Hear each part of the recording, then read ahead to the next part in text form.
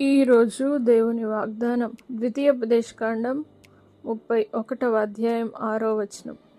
నీతో కూడా వచ్చువాడు నీ దేవుడైన యెహోవాయే.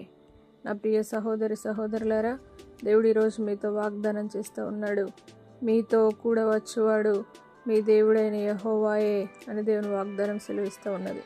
ఆయన మీతో వచ్చువాడు కనుక మీ జీవితంలో ఆయన మీతో వస్తే తప్పక అనేక అద్భుతాలు జరుగుతాయి. కాబట్టి ఆయన మీతో వచ్చినప్పుడు మీ జీవితంలో గొప్ప మేలు మీరు పొందుకుంటారు. కాబట్టి ఈ వాగ్దానాన్ని స్వీకరించండి.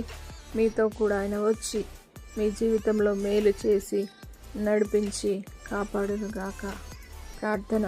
పరిశుద్ధుడా, నమ్మదగిన దేవా, మీతో కూడా వచ్చువాడు మీ దేవుడైన యెహోవాయే అని వాగ్దానం చేసిన దేవా, ఇప్పుడే ప్రతి ఒక్కరిని దర్శించి ప్రతి ఒక్కరితో కూడా మీరు వచ్చి ప్రతి ఒక్కరి జీవితంలో మేలు చేత నింపి ఆశీర్వదించి బలపరచమని యేసు పరిశుద్ధ నామమును బట్టి అడిగి వేడుకుంటున్నాము తండ్రి.